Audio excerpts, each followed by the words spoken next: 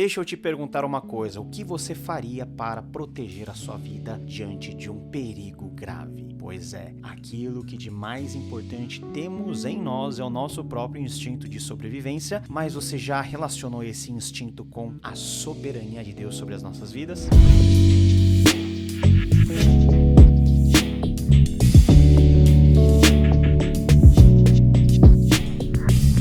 Nós estamos na leitura aqui num CPD de 1 Samuel e hoje no capítulo 21 e vemos a fuga de Davi da presença de Saul, a sua despedida com o seu amigo Jonatas, e Davi vai para a região de Nod, onde estava o templo do Senhor, o tabernáculo, os sacerdotes e o sumo sacerdote.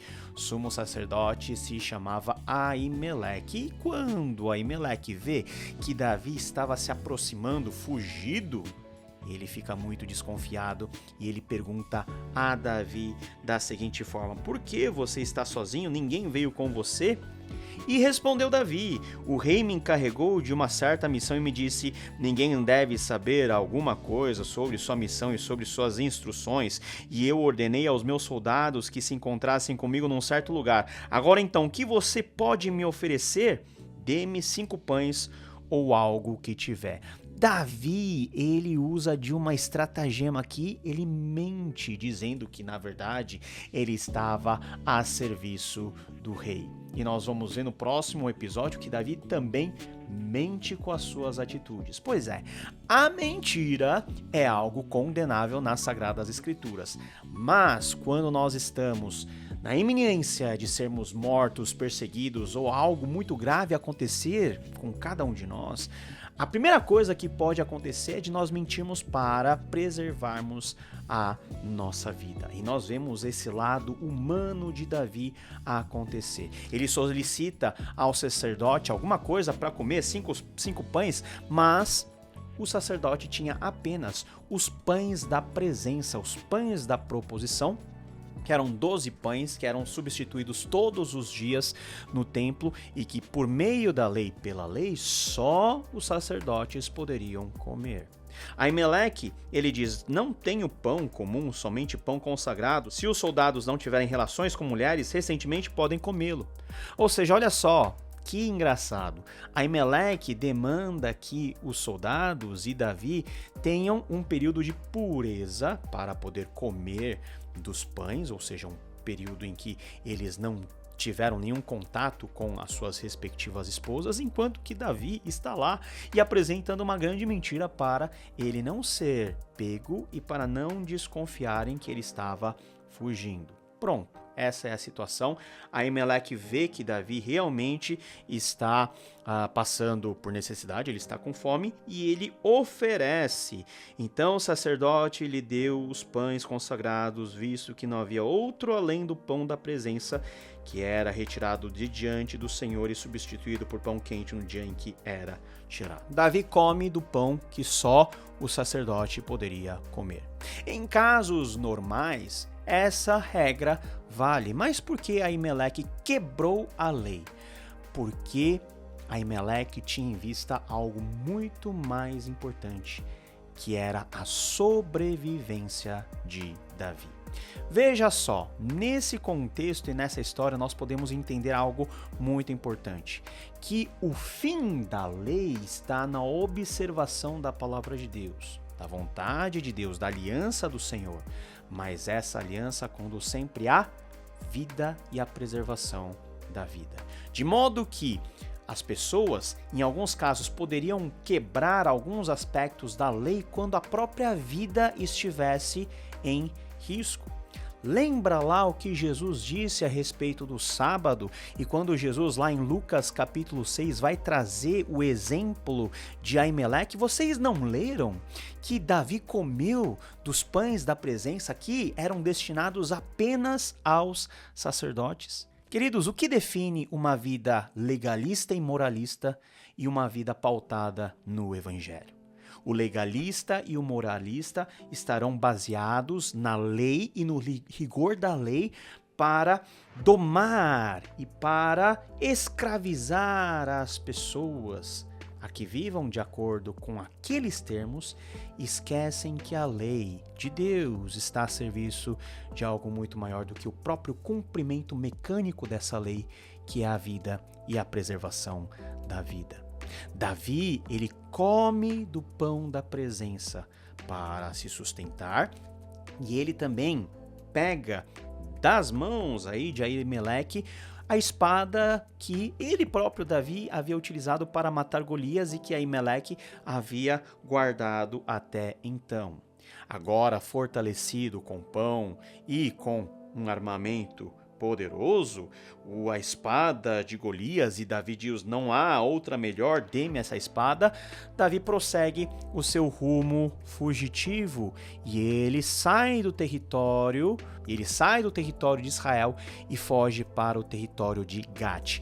Nós vemos o estado de desespero que Davi estava, porque ele sai de Israel debaixo do controle e da observação de Saul e vai para o território do inimigo tradicional de Israel na época, que são os filisteus. Vai até Gate, uma das capitais da Filístia, tem um encontro com Aquis, que é o rei dos filisteus, mas Davi sente que o ambiente não está muito favorável para ele. Olha só no versículo 11. Todavia, os conselheiros de Aquis lhe disseram: não é este Davi o rei da terra de Israel?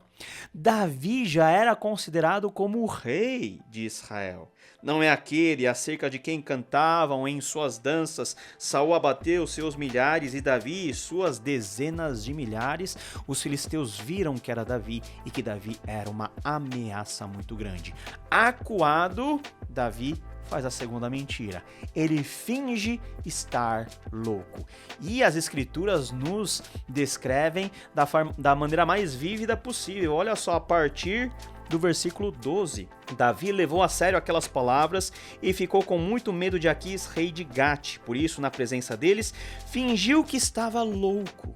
Enquanto esteve com eles, agiu como um louco, riscando as portas da cidade, deixando escorrer saliva pela barba. E o pessoal fica doido com Davi.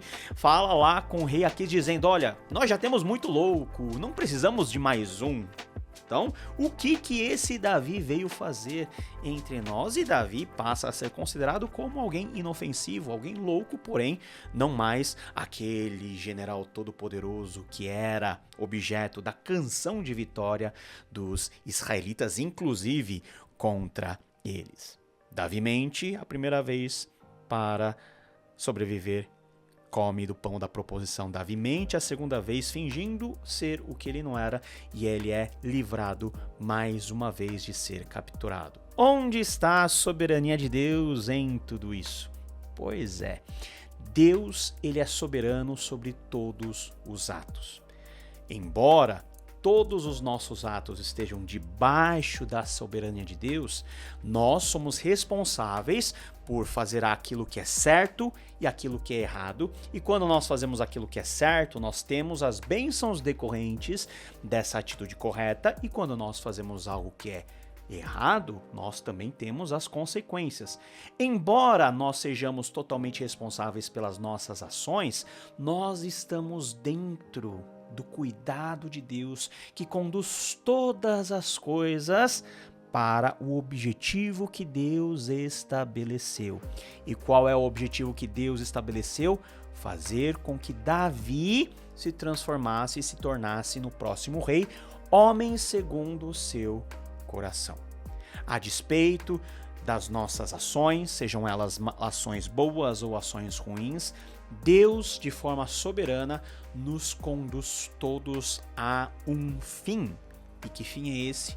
Que a sua vontade seja cumprida e que o seu nome seja glorificado. Isso não quer dizer que Deus era conivente à maldade de Davi e às mentiras que ele contou para sobreviver.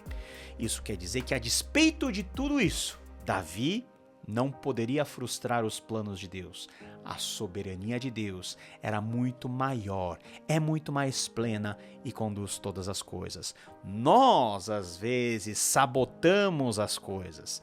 Davi poderia simplesmente ter confiado nas promessas de Deus e permanecer firme, mas Ele ficou com medo de ser preso, ele ficou com medo de ser morto por Saul, ele ficou com medo de ser confundido como alguém tão poderoso que se transformasse em uma ameaça para os filisteus. Davi mentiu, Davi fingiu, mas a despeito disso, Deus teve misericórdia de Davi, protegeu Davi e conduziu Davi para o fim que Deus havia estabelecido. Isso não quer dizer que nós podemos fazer a mesma coisa no sentido de mentir, de trapacear as pessoas, muito pelo contrário.